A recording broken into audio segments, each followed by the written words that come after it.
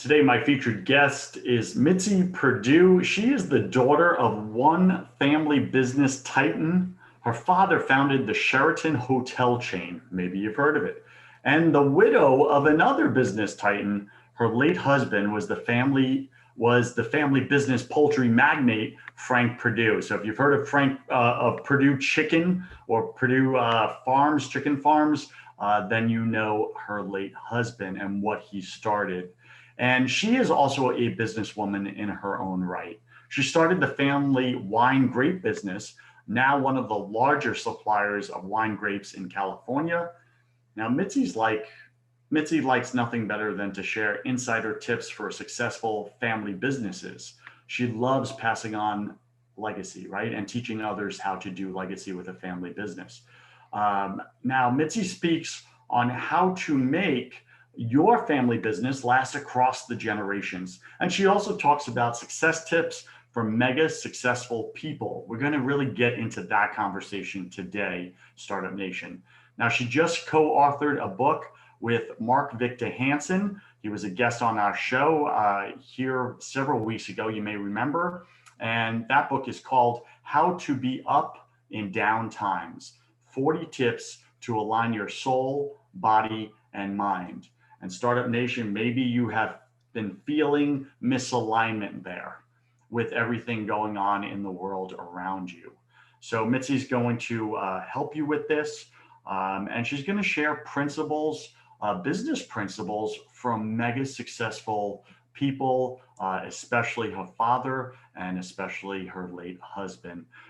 So Mitzi, welcome to your first 100K.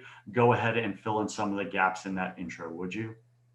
Oh, well, frankly, I thought you did a fabulous job, and I'm not sure there are any gaps, but it doesn't matter. I'll go fill in stuff anyway. Let's talk about my father, who was the president and co-founder of the Sheraton Hotels, and his first 100K, because he started out, he and my uncle and my father's roommate from college, at the end of World War I, because he was born in 1897, the end of World War I, the three of them had $1,000 in war bonuses. How did they turn it into the Sheraton hotel chain, which was worth, he had 400 hotels at the time of his death. He died in 1968. But how did he get from $1,000 to something bigger? And I'll share it with you. Father, with the $1,000 in war bonuses, he was an interesting case because, and this is family lore, but when he was 26 years old, he just hadn't done anything with his life. And when he got engaged to my mother's future mother-in-law, my grandmother, told her, Molly, don't marry Ernest. He can never stick with anything. You're going to end up poor. And so, but mother said, I don't care. I love him, and they married anyway. And guess what? She did not end up poor. But how did he go from being somebody who could never stick to anything to somebody who came, one of the largest hotel owners in the world? And the answer is how he went from nothing to really extraordinary successes. He went to a career guidance counselor. He just went to the Yellow Pages and went to a career guidance counselor. And the man, his name was Johnson O'Connor, and we're talking 1926, he said, after 8 hours of testing, he said, Mr. Henderson, in my career as a career guidance counselor, I've never come across anybody who had worse human relations skills than you. Ouch. Ouch. But how about honesty's a good thing? Mm. So what did the career guidance counselor recommend? He said, since you just have no ability to get along with people whatsoever, I recommend that you're clearly a smart fellow. I think you should pursue a career in science where you work in a laboratory and don't have to interact with anybody, and you come up with your inventions and whatever else. And so Father walked out of there with, how about really being hit in the face with reality that his human relations skills were terrible. Well, he told me that he took that as a challenge. he reasoned that anywhere, any place you want to get in the world, it really helps to understand what makes people tick, to understand how to get along with them. And he made it a lifelong quest to learn what motivates people, what they like, what they don't like, what gets them to go the extra mile, what gets them to want to be with you. And he took courses right and left, like salesmanship courses, psychology courses, public speaking courses. And he told me that he read the book, How to Win Friends and Influence People. He took the course, but on top of that, he said for the rest of his life, every 10 years, he would reread How to Win Friends and Influence People. And the end result was, when he got into the hotel business, which how about was the exact opposite of what the career guidance counselor said he should be doing. He was so successful at figuring out what motivated people that people generally stayed with him for life and were always willing to go the extra mile, and made one hotel a success. With the money from that, he bought two. With the money from that, he bought four. And I guess the entire point of the story I've just been sharing is his greatest deficit became his greatest asset. And I'm kind of hoping that you'll want to know how this played out in actual fact, understanding people probably better than anybody else of his competitors. Absolutely. However, before we go there, I just want to sum up what I just took away from that story. Um, what I'm hearing, Startup Nation, from Mitzi right now is that if you want to be successful in business, if you want to be uber successful in business, then be uber successful in relationships. You really want to learn people, what makes them tick, how to inspire them, how to get them or persuade them or influence them to bring their best self out. And it sounds to me like that's what Mitzi's father did. That's why he was a massive success in the business world. I'm guessing her husband did it as well, but we will get to that story. So wherever you are in your life right now, Startup Nation, maybe like do a check like the career counselor gave and ask yourself, how are you doing in relationships? Do you really get what makes people tick, or do they just annoy you? And if they just annoy you, then why stop there? Why not do what Mitzi's father did and take that upon yourself as a personal challenge to get better at human relationships? Mitzi, anything you want to add to that? Yeah, it's sort of like a PS to what you said, because I often used to ask my father and my husband as well, what was the key part of your success? And both of them said, it was the people who worked with me. But that raises the question, how do you get the people who work with you to be willing to give their all to your project? And I think both men were just extraordinarily good at it. And yet neither man started out good at it. I almost think the fact that they didn't start out good at it meant that they had to put so much effort into getting better at it that they ended up being better than their competitors. That's powerful. So Startup Nation, like whatever your reason or excuse is for not being great at something, it's just a lack of practice. Yes, but lack of practice and lack of study, because I think Father initially I think initially he had no idea that he was so bad at it until the career guidance counselor explained why you're not keeping jobs, why people don't follow your ideas. And he learned. I mean, I can tell you something. He was head of one of the largest hotel companies in the country. And by the time of his death, we were, in dozens of other countries as well. Well, what he was just really good at was figuring out how to get from here to there. If I've got a deficit, I'm going to take courses. Here's something else that he did.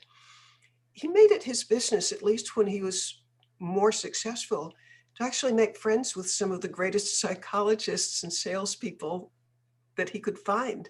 Like guests in our house, weekend guests would be people like, there was a guy named Eddie Bernays, who I think his title is founder of modern advertising, or a professor at Harvard named B.F. Skinner, who was at the time just one of the great psychologists of the world.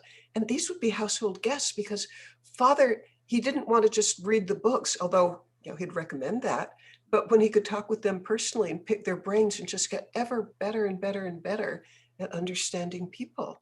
I mean, he would not have been the success that he was if he didn't put so much effort into understanding people. So powerful. Startup Nation, if you want to be a great person, surround yourself with great people.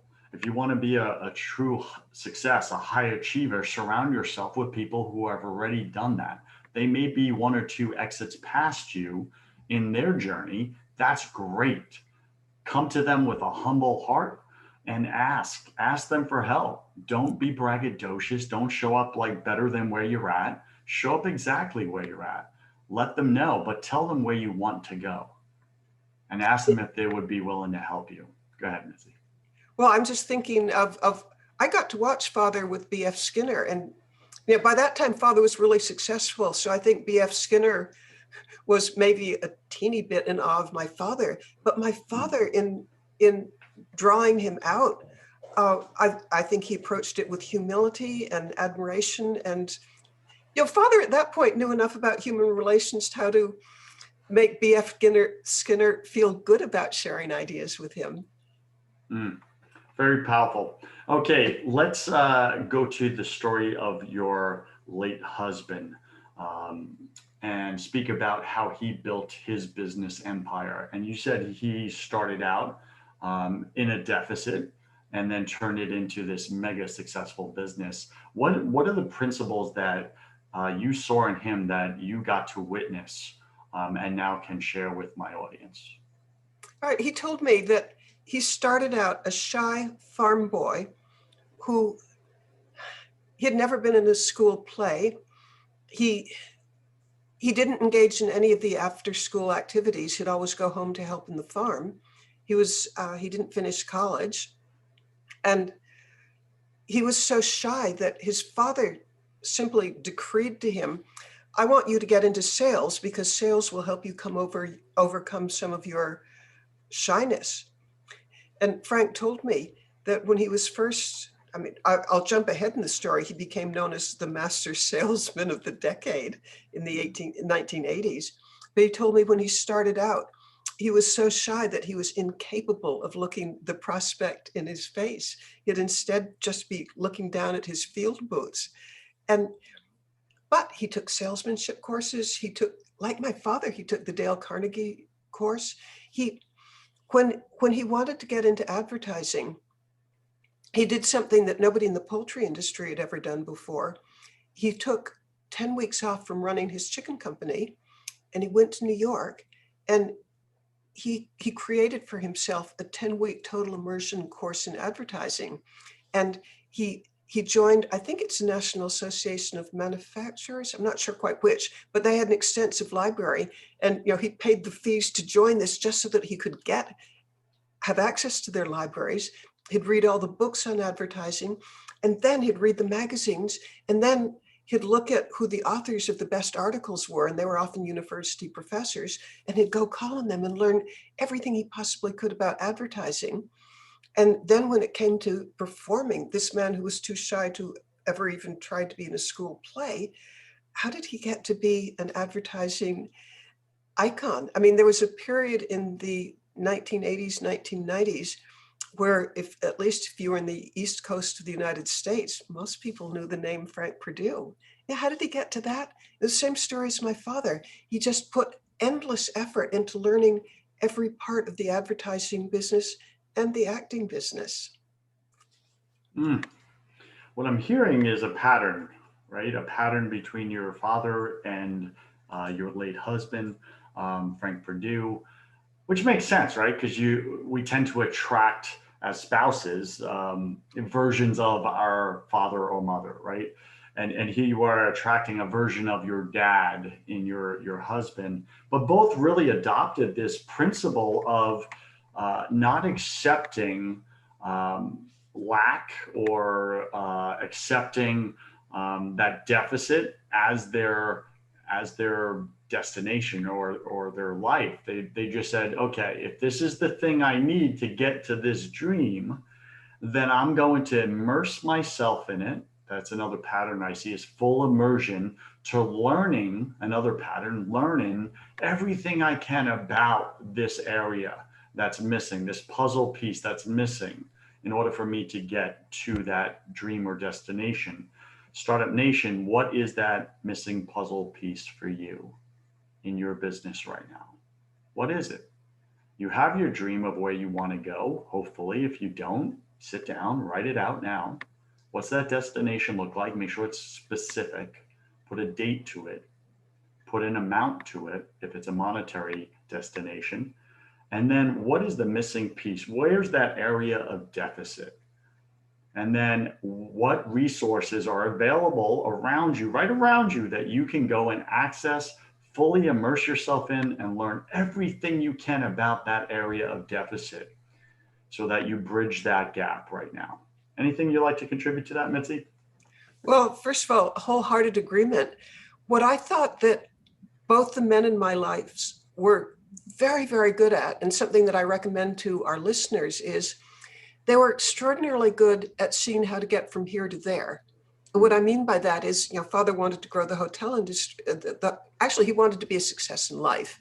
And he figured to do that, he had to overcome his biggest deficit, which was understanding people.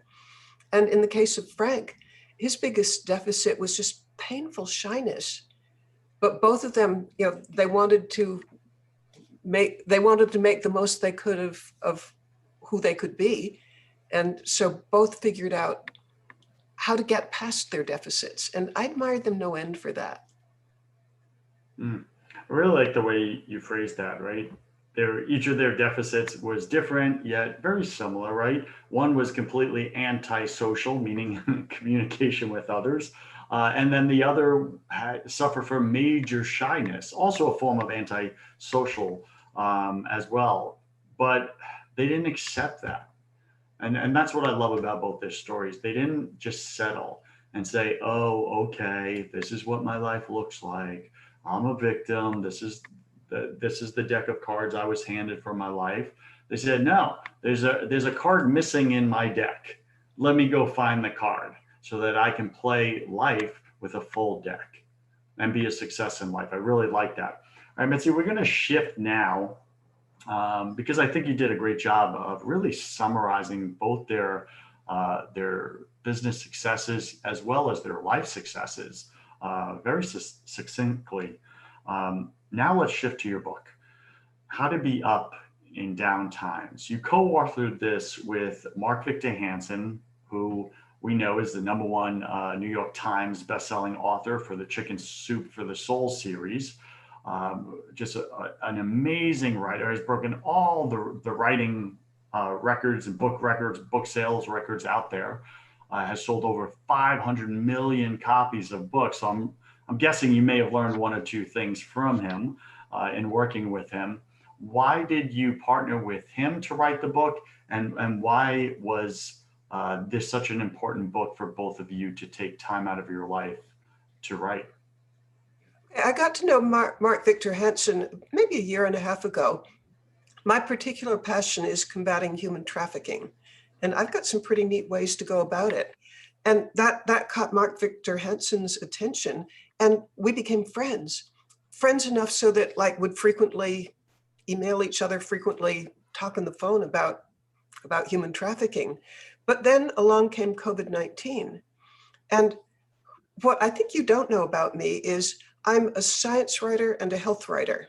I've had, close to 40 years of experience about writing about science and at least 10 writing about health. I worked for Scripps Howard. My column went to 420 newspapers. So, this is my thing. It's my wheelhouse. It's what I feel confident about. And I proposed to Mark Victor Hansen very early when COVID-19 was almost not on people's radar screens yet. It was on mine because I have friends in China who were telling me that, something terrible is coming your way.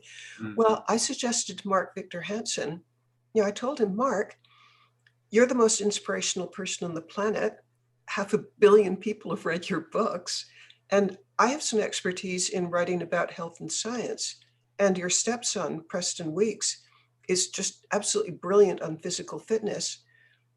What if we write a very short book in which we give 40 tips to people to help them get through, one of the worst times that's likely to come their way? And he embraced the idea. In about 3 weeks, we wrote this book. And I want to share something about Mark Victor Hansen that you might enjoy.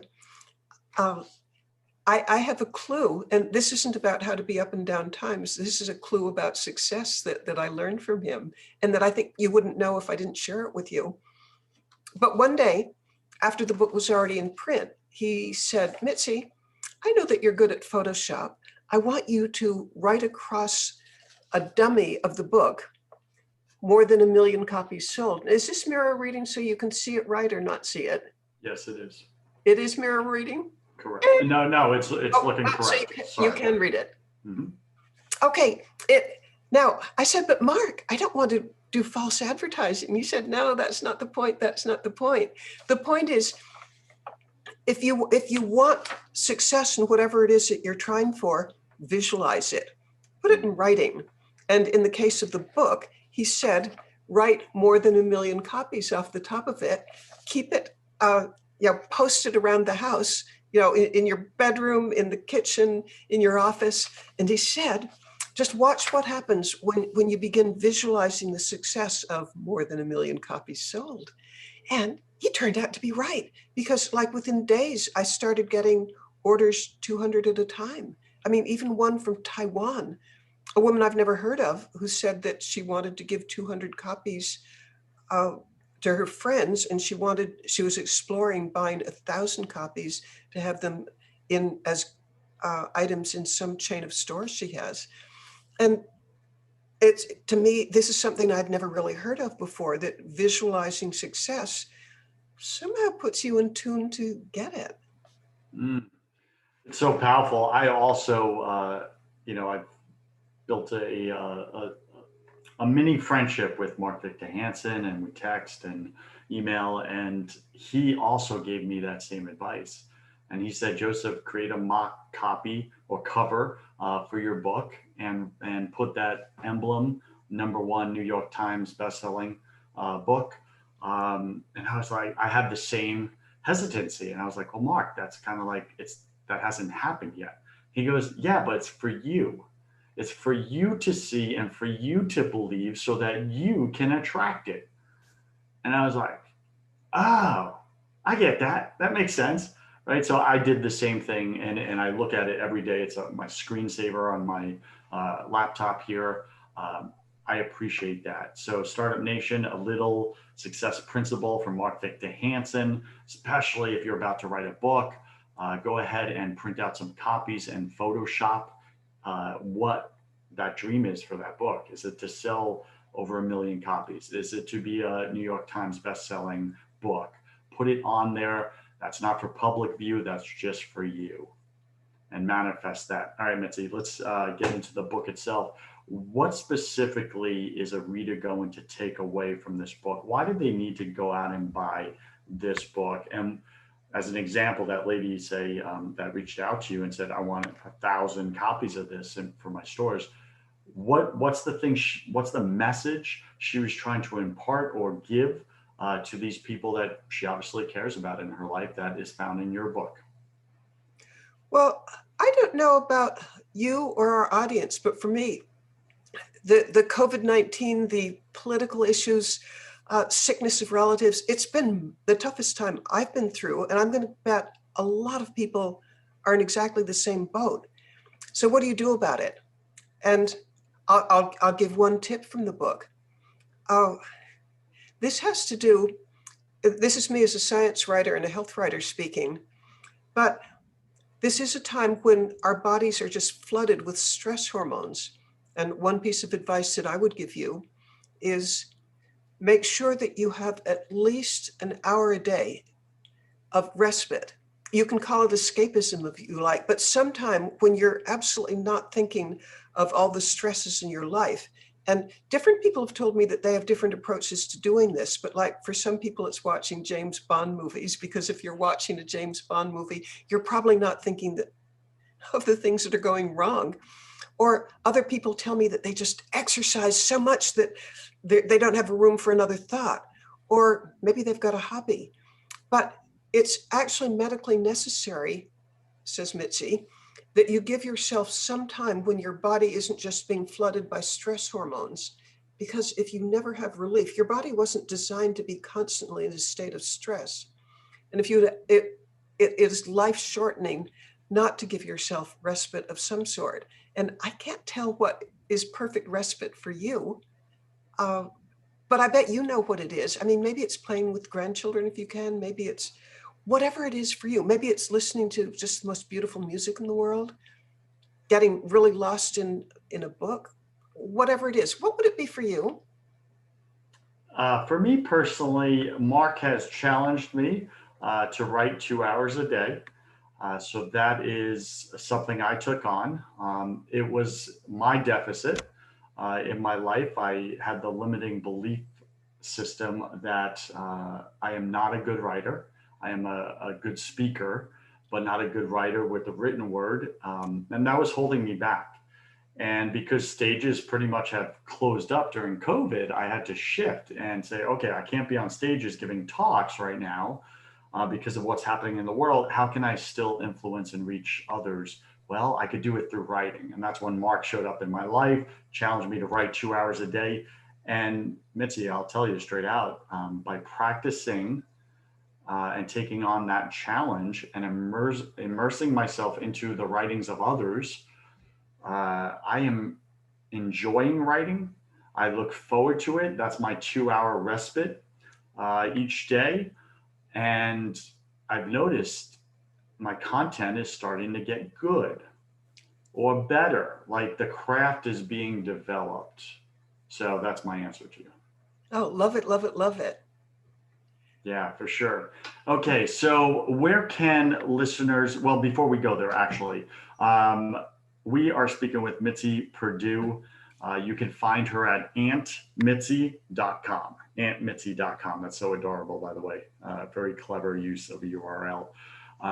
And you could go get her book entitled How to Be Up in Down Times. She co-wrote that with Mark Victor Hansen, one of the greatest authors of all time, in my opinion, and just a genuinely fantastic man. I really like who he is. And Mitzi, we're about to go into my favorite part of the show, the hustle round. This is where I'm going. We like hustles. This is where I'm going to ask you 10 quick fire questions. You'll have about 3 seconds to answer each. Don't overthink it. It's just for fun. Are you ready? I'm ready. Bring it on. Let's go. What is your favorite thing about being an entrepreneur, being a businesswoman? Freedom. Freedom. What's your least favorite thing? It would be nice to be in an office where you could have other people bucking you up. Yeah, I got that. What are you most afraid of?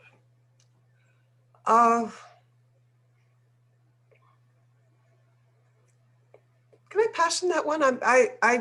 My religion is to be upbeat and not be afraid. Got it. Okay. I believe we're all struggling with something, and it's just part of being human, right? And especially now with COVID, right? That's why you wrote the book and stuff, to help people with that. What are you personally struggling with or professionally struggling with right now, just to be human? I'm up against the same thing that you are. I love public speaking, and now it's all going virtual. That's a struggle, but deal with it. Yeah, I get that. What secret fear do you have about people?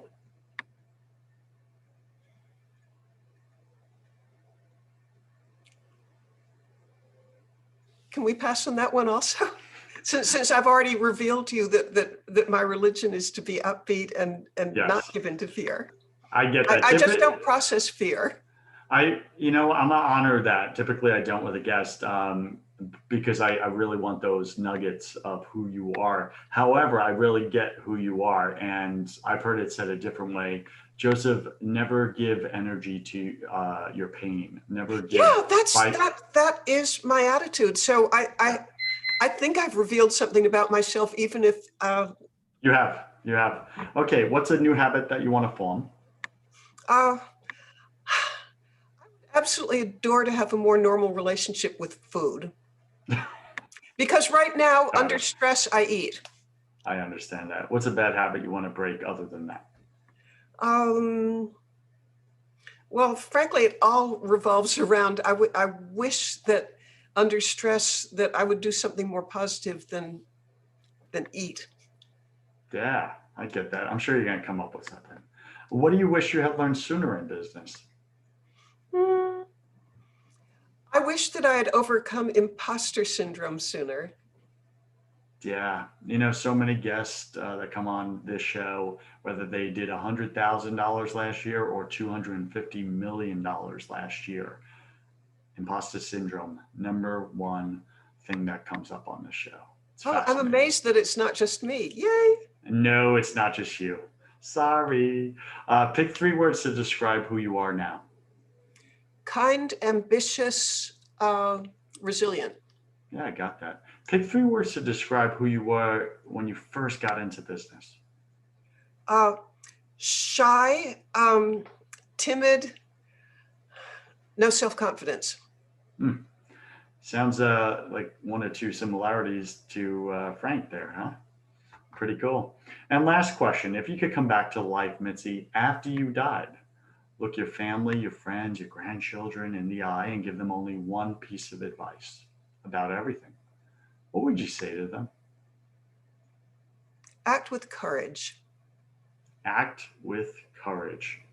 Any final wisdom? What's the one thing you want my listener to know about making their first $100,000 this year? All right, I want to quote my late father because I hope it will be useful to people.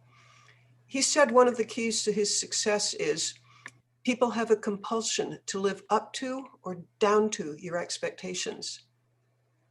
So he used to simply expect the best from people. That's very powerful. What you expect, Startup Nation, you attract. You really do. So why not raise your expectations and attract a better life for yourself? That's what I'm hearing Mitzi say. All right, Mitzi, what's the best way for Startup Nation to get in touch with you? Go pick up your book, learn more. What do you got?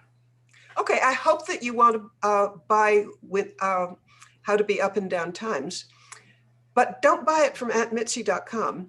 Buy it from Amazon because Mark Victor Hansen and Preston Weeks and I are splitting the royalties, but it's very inexpensive. I think it's like $5.98 or something.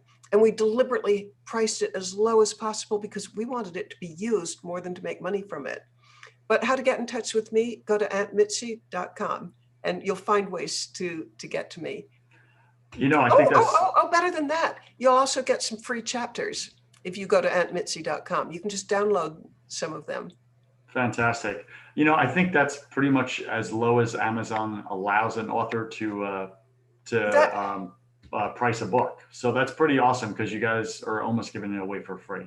You're making this really literally is the lowest price Amazon would allow. Yeah. That's pretty amazing. All right, Startup Nation, go get that book, How to Be Up in Down Times. And what is your deficit? Sit with that from this episode. Replay this episode if you need to. Write down, really take a minute to think. So many times we don't think in our lives anymore, and we wonder why nothing changes. Well, nothing changes because your thinking isn't changing, because you're not taking the time to just sit with what's real, what's actually happening, what's working, what's not working.